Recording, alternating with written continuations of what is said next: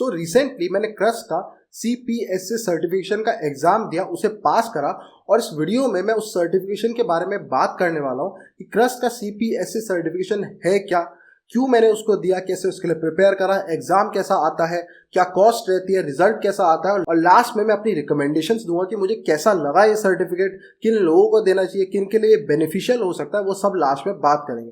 तो सबसे पहले सबसे मेन क्वेश्चन से स्टार्ट करते हैं कि क्रस्ट का CPSA सर्टिफिकेशन है क्या। तो क्रस्ट जो है वो कंपनी का नाम है जो इसे कराती है। क्रस्ट एक UK बेस्ड कंपनी है, यूनाइटेड किंगडम बेस्ड। तो इसकी जो ज़्यादा वैल्यू है, सबसे ज़्यादा वैल्यू है सर्टिफिकेशन की, वो आपको कहाँ पे मिलती है, यूरोप के अंदर, सिंगापुर के अंदर, ऑस्ट्रेलिया के अंदर इसकी काफ़ी ज़्यादा वैल्यू है। अगर हम बात करें इंडिया और यूनाइटेड स्टेट्स की तो वहाँ पे काफ़ी कम वैल्यू है, इतनी ज़्यादा वैल्यू इस सर्टिफिकेशन की नहीं है। तो अगर आप लोग इंटरेस्टेड हो कि यूरोप की मार्केट के अंदर, ऑस्ट्रेलिया, सिंगापुर के मार्केट के अंदर, तो क्रस्ट एक अच्छा ऑप्शन आप लोगों के लिए हो सकता है। अब बात करते हैं इसके सर्टिफिकेशन की। तो CPSA सर्टिफिकेशन की फुल फॉर्म है क्रस्ट प्रैक्टिशनर सिक्योरिटी एनालिस्ट। अब इसके वर्ड से आपको समझ आना चाहिए, एनालिस्ट और प्रैक्टिशनर से सबसे बेसिक सर्टिफिकेशन है। तो जो इनके ऑफेंसिव वाले सर्टिफिकेशन है उनमें सबसे स्टार्टिंग वाला होता है CPSA, बिल्कुल बिगिनर फ्रेंडली सर्टिफिकेशन ये बोलते हैं उसको। अब अगर मैं बात करूं कि मैंने इसको क्यों दिया, क्योंकि सबसे पहला क्वेश्चन यही आता है कि भाई मेरे को क्या जरूरत थी, मेरे पे ऑलरेडी CISSP है, CISM है, OSCP है, तो मैं एक बिगिनर फ्रेंडली सर्टिफिकेशन को क्यों दूंगा। देखो मेरे को कभी देना नहीं था, मेरा कभी इसमें इंटरेस्ट भी नहीं था। मेरे को देना था इसका जो नेक्स्ट लेवल का सर्टिफिकेशन है CRT, यानी कि क्रस्ट रजिस्टर्ड पेनिट्रेशन टेस्टर, जिसको ये बोलते हैं कि वो OSCP के बराबर का सर्टिफिकेशन है, जो OSCP के बराबर माना जाता है यूरोपियन मार्केट के अंदर, ऑस्ट्रेलिया, सिंगापुर में, वहां पे माना जाता है उसके बराबर का। लेकिन CRT की एक रिक्वायरमेंट है कि पहले आपको CPSA क्लियर करना पड़ेगा। जब तक आप CPSA नहीं दोगे आप CRT नहीं दे सकते। इस चक्कर में मैंने क्या काम करा, पहले CPSA का एग्जाम दिया। अब हम बात करते हैं, जब आपको समझ आ गया CPSA सर्टिफिकेशन है क्या, अब हम बात करते हैं कि मैंने इसके लिए प्रिपेयर कैसे करा और क्या क्या इसके एग्जाम में आता है।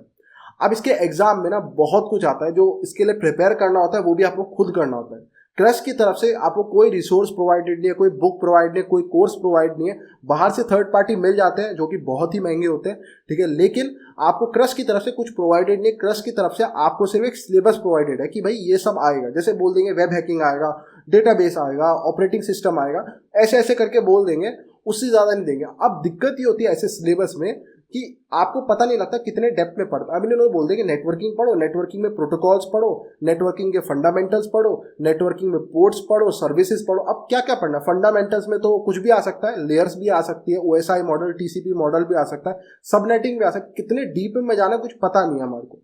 आप पढ़ते जाओगे तो कुछ समझ नहीं आ पाता, इस सिलेबस में दिक्कत होती है।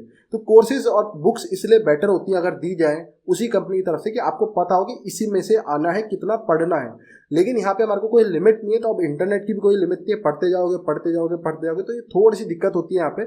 ऐसे में मैंने कैसे प्रिपेयर करा, तो मैंने मेजरली 3 रिसोर्सेज का यूज लिया इसको प्रिपेयर करने के लिए, और वो तीनों रिसोर्सेज के लिंक आप लोगों को डिस्क्रिप्शन में मिल जाएंगे। सबसे पहले मैंने एक नोट्स यूज करे जो कि मेरा मेन सोर्स था। लिंक्डइन पे मुझे एक नोट्स मिले थे रवि सोलंकी के, जो उन्होंने CPSA के लिए बनाए थे, अपने खुद के नोट्स थे उनके, 135 पेजेस के वो नोट्स थे, जिसमें हर टॉपिक को उन्होंने अच्छे से डिटेल में लिख रखा था। वो बहुत अच्छे सपोर्टिंग नोट्स है इसके लिए। और लास्ट के उसके ना 15-20 पेजेस IMP नोट्स उन्होंने मेंशन करा, इंपॉर्टेंट नोट्स, और वो सच में बहुत इंपॉर्टेंट है। उसमें सबसे ज़्यादा मेजर इन्फॉर्मेशन आपको मिलेगी जो एग्जाम में आनी है। एग्जाम के कुछ दिन पहले आपको वही पढ़ना शुरू करना है, ठीक है, IMP नोट्स। समझ गए इस बात को, जो उन्होंने दी है। उसके अलावा मैंने एक क्विज यूज करा था, तो quizlet.com पे एक क्विज मिला था मुझे CPSA के लिए, जिसमें अप्रॉक्स 350 क्विजेस थे, जिसमें full forms, port numbers, protocols, इस टाइप की चीज़ें थी, जिनको आप अगर टेस्ट करना चाहते हो कि वही वो आपको याद हुए या नहीं हुए, तो वो वहाँ पे जाके आप कर सकते हो। और लास्टली मैंने यूडेमी का यूज़ लिया था। यूडेमी पे प्रैक्टिस क्वेश्चंस के सेट्स थे, 2 प्रैक्टिस क्वेश्चन के सेट थे, एक ही कोर्स था वो, उसके अंदर 2 प्रैक्टिस क्वेश्चंस थे, वो मैंने बाय करा था, ठीक है। उसके अंदर 100 क्वेश्चन थे टोटल, 50 क्वेश्चन का एक सेट था, 50 क्वेश्चन का दूसरा सेट था, वो मैंने सॉल्व कर दिए। अब वो जो प्रैक्टिस क्वेश्चन है वो भी बहुत इंपॉर्टेंट है, क्योंकि उसमें कुछ ऐसे प्रैक्टिस क्वेश्चन होंगे जो ना आपको सोलंकी के नोट्स में मिलेंगे, ना आपको क्विज में मिलेंगे। वो क्वेश्चंस वहीं पे मिलेंगे, खाली वो जो टॉपिक है बिल्कुल डिफरेंट है। और वो मैंने उसके बाद पढ़े जाके, क्योंकि मेरे को ना नोट्स में मेंशन थे कहीं पे, वो कहीं पे मिले भी नहीं थे। जब मैंने वो क्वेश्चंस देखे तो मेरे को पता चला ये टॉपिक भी एग्जाम में आ रहे हैं, उनके बारे में पढ़ा, और एग्जाम में वो आ भी सकते हैं, इंपॉर्टेंट है वो, ठीक है। तो उसको हमेशा पढ़ के जाना है आपको। अब ये तो हो गया मैंने कैसे प्रिपेयर करा। अब एग्जाम में आपको बहुत अच्छे से प्रिपेयर करना है। एग्जाम जो है बिगिनर फ्रेंडली इन्होंने बोला है, और कुछ भी यहाँ पे मेरे को ऐसा लगा है कि लॉजिकल नहीं आता, कुछ लॉजिकल बेस्ड क्वेश्चंस नहीं होते कि जहाँ पे आपको दिमाग को अपने इवेल्युएट करना पड़े, लगे कि जोर लगे। सब कुछ नॉलेज बेस्ड आता है। अब मैं इसको हिंदी में अच्छे से समझाऊं, ठीक है, अभी तो इंग्लिश में मैंने बहुत पोलाइटली बोला, हिंदी में आपको रट्टा मार के जाना है, हर चीज़ रट्टेबाज आती है। आपको डायरेक्ट क्वेश्चंस डायरेक्ट सब कुछ देखने को मिलता है। पोर्ट नंबर बताओ, प्रोटोकॉल बताओ, फुल फॉर्म बताओ, कमांड बताओ, कुछ भी आ सकता है भाई, कुछ भी। अगर उन्होंने डेटाबेस बोला है तो डेटाबेस के कमांड्स दे देंगे भाई। PostgreSQL में ये वर्जन के लिए एक कमांड बताओ कि वर्जन कैसे निकालेंगे PostgreSQL का, और डेटाबेस के 4 कमांड, सारे क्वेश्चंस मल्टीपल चॉइस होंगे, ठीक है। आपको बोल देंगे विंडोज में फायरवॉल डिसेबल करने का कमांड बताओ, 4 कमांड्स दे देंगे। आपको बोल देंगे कि भाई ये स्पेसिफिक प्रोटोकॉल है जो TCP पे रन करता है, बताओ कि इसका पोर्ट नंबर कौन सा है। तो आपको ऐसे डायरेक्ट क्वेश्चन, तो आपको हर चीज का रट्टा लगा के जाना है A to Z, ठीक है। कुछ भी छोड़ना नहीं है, कुछ भी आ सकता है। बहुत ज्यादा वास्ट सिलेबस इसका मुझे लगा मेरे हिसाब से। अब बात करते हैं कि इसका एग्जाम कैसा आता है। तो एग्जाम जो है ना, इसका आपको ऑफलाइन जाके देना पड़ता है, आप ऑनलाइन घर से नहीं दे सकते।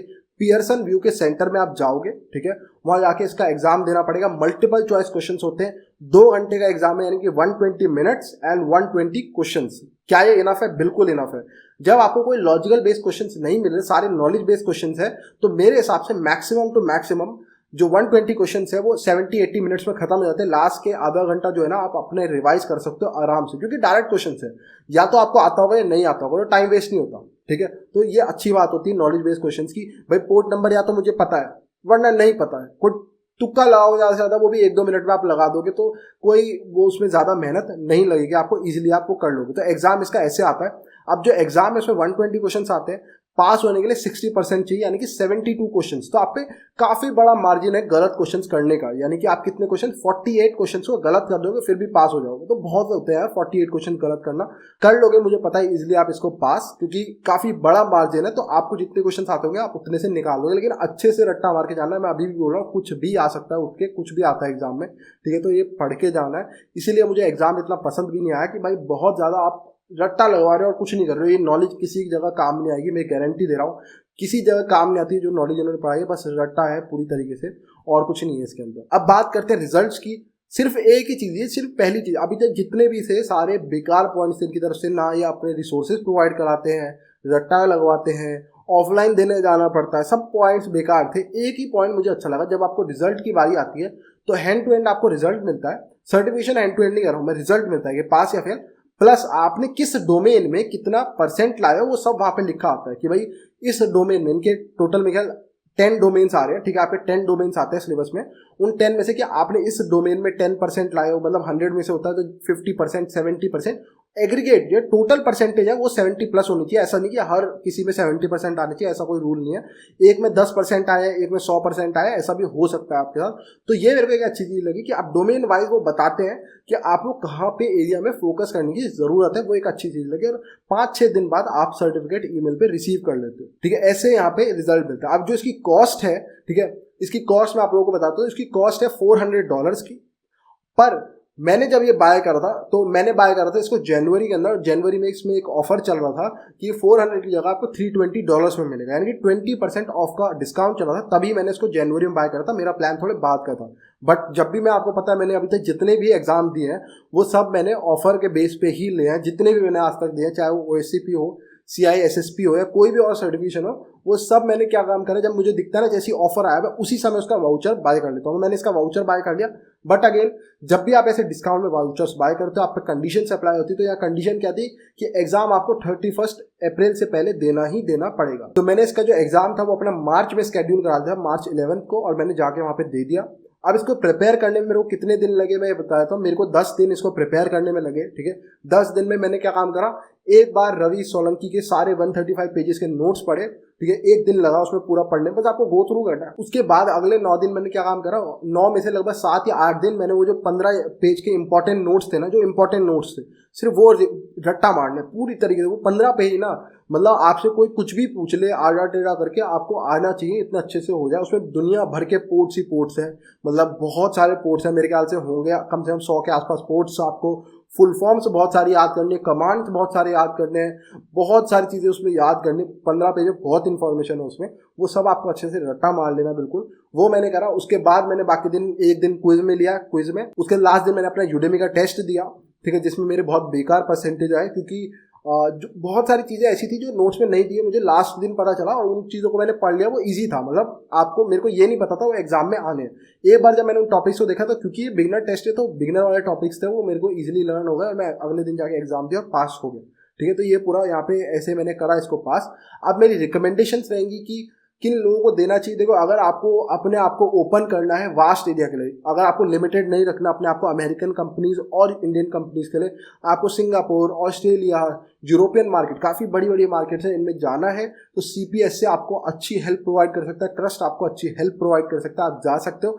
बट अगर आप स्टूडेंट हो तो आई वुड नॉट एनकरेज कि आप ये दो, ठीक है। इससे बढ़िया है कि आप कोई और अच्छे सर्टिफिकेशंस दो, क्योंकि क्रस्ट हाँ आपको हेल्प करता है, बट क्रस्ट सिर्फ अकेला नहीं है। अगर आप कोई और सर्टिफिकेशन लाइक OSCP CH करते हो, वो all over the world common है, security plus all over the world common है, तो वो ज़्यादा अच्छा रहेगा। क्रस्ट आपको US में कोई हेल्प नहीं करेगा, इंडिया में कोई हेल्प नहीं करेगा, तो ये अपने आप में इतनी बड़ी मार्केट्स आप छोड़ दोगे। आपने $400 ऐसी जगह इन्वेस्ट करें जो आपको थोड़ी कुछ लिमिटेड जगह पे फायदा दे रहे हैं। इंस्टेड आप उन पैसों को इन्वेस्ट करो ऐसी जगह पे जो आपको हर जगह के लिए ओपन करे, ठीक है। वो ज़्यादा मेरे हिसाब से बेस्ट रहेगा। तो अगर आपकी कंपनी के पैसे हैं जैसे मेरे, तो आप लगाओ जहाँ मर्जी, ठीक है। एंड आई होप सो आपको मेरा जो रिव्यू था क्रस्ट CPSA के लिए, इससे कुछ हेल्प मिली होगी, अच्छी लगी होगी। और अगर आपको इसी टाइप की और वीडियोस इस चैनल पे चाहिए तो आप इस चैनल को सपोर्ट कर सकते हो bye heading over to tce.com/support और वहाँ जाके एक छोटी सी डोनेशन दे सकते हो। So please like the video, subscribe the channel. Thank you and good bye.